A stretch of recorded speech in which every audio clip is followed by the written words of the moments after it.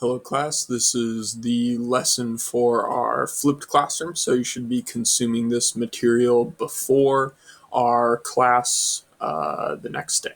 So right now we're going to be looking at a introductory lesson on the Declaration of Independence, which will serve our larger purpose of understanding the people, events, and documents that are responsible for shaping how the United States was born and how it came to be as we know it today. So, first and foremost, let's get right into it with our Common Core standards. The Common Core standard we will be working towards today is 8.1.2. So you want to be able to analyze the philosophy of government expressed in the Declaration of Independence with an emphasis on government as a means of securing individual rights. What that means is you want to be able to understand where the founding fathers are coming from when they wrote the Declaration of Independence and understand how they looked at government as a means of securing individual rights. So now on to our learning objectives. Remember, class, the learning objectives are the more concrete skills. These will help you know whether or not you're meeting the Common Core standard that we just looked at. So our first learning objective, you should know the principles under which the United States was founded upon. You should know your rights as a student and a citizen, and you should know the three branches of the United States government and how they interact. And next up, you should be able to objectively summarize a historical source, name and outline the big ideas, and just read and be able to understand primary historical sources. So, what is the Declaration of Independence? We all know what the Declaration of Independence is, but it's always good to agree on where we're starting. So, just very quickly, the Declaration of Independence was ratified by the 13 colonies on July 4th, 1776, as I'm sure we all know. That's where the 4th of July comes from. And what the Declaration of Independence was it was what my teacher liked to call the breakup letter between the colonies and the English royalty. So it was written with the influence of all the founding fathers, but it was mainly drafted by Thomas Jefferson, Benjamin Franklin, John Adams, Roger Sherman, and Robert R. Livingston. So now that we know what the document is, let's get into some of the ideas that laid the groundwork for the Declaration of Independence, as well as what's in the document itself and what it means for us. So, first and foremost, John Locke. John Locke was an English philosopher from the Enlightenment era, and while he wasn't a part of the Declaration of Independence physically, he was a big part of the Declaration in spirit. So he had a lot of different concepts that Thomas Jefferson took from the Declaration of Independence and put in there because he enjoyed them so much. So his concept of unalienable rights, and those are rights that can't be taken, those are rights that everyone is entitled to no matter what.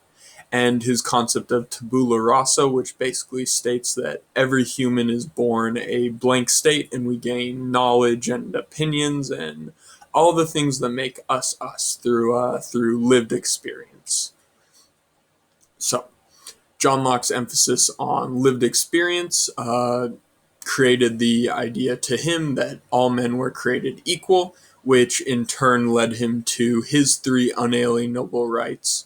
He only named three, and they were life, liberty, and the pursuit of happiness. So John Locke thinks that because everyone is born as a blank slate, they're all entitled to the same three things. Those three things, once again, being life, liberty, and the pursuit of property. Quick correction on that. It is property, not happiness. Thomas Jefferson changed it to happiness from Locke's idea of property in the Declaration itself. So I misspoke there, but let's clear that up now. So now we're going to talk about some events that led to the creation of the Declaration of Independence. First and foremost, the Boston Massacre, which was a escalated riot between American colonists and English soldiers in Boston, colonists were throwing snowballs at British soldiers in protest for new acts that had to do with taxation. And eventually that escalated until shots were fired and a handful of colonists were killed. Next up, I'm going to bundle a couple of these all together. So the Intolerable Acts, the Stamp Act, and the Townshend Act, as well as the Tea Act. So all four of those concepts all had to do with the concept of taxation without representation. So all four of these acts were acts that somehow raised taxes on the British. With the Tea Act, it was obviously tea. With the Stamp Act, it was obviously stamps. With the Townshend Act, it was various other colonies such as paint and lead that the colonists relied on. And the Intolerable Acts went a little further than taxation. They also included things like British citizens not being subject to trial on colonial land, which essentially means that they are above the law in the colonies. So that was a very controversial action. Next up, the Boston Tea Party was done by American colonists in retaliation to the Intolerable Acts, as well as the Tea Act and the Stamp Act. And what they were is the colonists boarded a docked British ship while it was in the harbor and dumped all of their cargo, which happened to be tea, into the Boston harbor. So it became known as the Boston Tea Party. The Battle of Lexington and Concord, you'll also need to know that was the first formal armed conflict of what we now know as the American Revolution. That took place about a year before the Declaration was actually created in the spring of 1775. So we have some ideas on what the Declaration of Independence is. We know the events that led up to the creation. But now let's get into a very short explanation of what the document itself is and what's in the document. And remember, this is a very general summary of the Declaration. You'll still have some questions, but that's because our standard is working towards being able to read and interpret primary historical sources, which the Declaration of Independence is.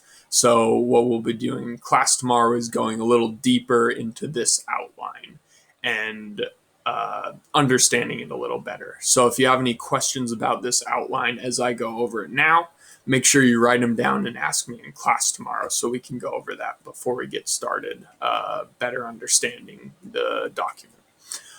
So the Declaration of Independence was divided into 5 sections. We have an introduction, which is a pretty standard introduction. It frames the document. It explains how the founding fathers feel that when the rights of man have been infringed and they have no other option than to separate from the powers that be, they owe the people some form of explanation, which became the Declaration of Independence. So they're just introducing the document as, hey, we are cutting ties with Britain.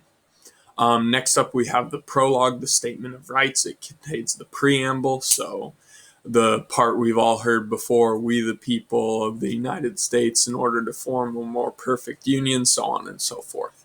Then it talks about the 3 unalienable rights that Thomas Jefferson modified from John Locke. Once again, that was life, liberty, and then he changed it from Locke's idea of the pursuit of property to the pursuit of happiness. So that's where we get life, liberty, and the pursuit of happiness from. The 3rd section was the list of grievances. It outlined various tyrannical actions that King George III took against the colonists and basically served as their reasoning for wanting to cut ties in the first place. The 4th section, the reproach to our British brethren, basically explains to the people of Britain the relationship of the colonies in England moving forward, which they stated was to be no different than any other country. They said specifically a friend in peacetime and an enemy in wartime.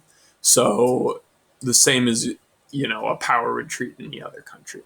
And the final section is the separation performed, which is basically the conclusion. It formally declares the separation of the colonies from the United States and declares them as one united coalition of states.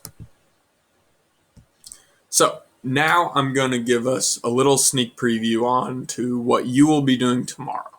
So right here we have the first section of the Declaration of Independence, the introduction.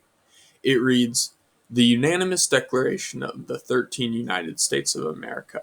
When in course of human events, it becomes necessary for one people to dissolve the political bands which have connected them with another, and to assume among the powers of the earth the separate and equal station to which the laws of nature and of nature's God entitle them.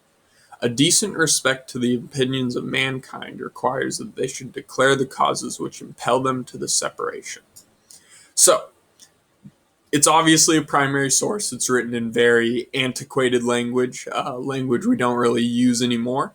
So what we'll be doing in class tomorrow is we'll be annotating the Declaration of Independence. We'll be highlighting through the important portions of each section, and we'll be putting them into words we can easily access and understand to really get a better idea of what this important document is all about. So I want to show you a quick example. I've taken the liberty of highlighting the introduction on the next slide. So I'm going to go ahead and show you what that could look like. So what I thought was important here, first, Declaration of States. That answers the who about the paragraph. It's a declaration from the 13 states or colonies. Then we see what it is they're doing in the document with dissolve the political bonds, as well as assume the powers to which nature and God entitle them. So we understand that they're cutting political ties with Britain to take hold of the powers that they're entitled to under Mother Nature and God.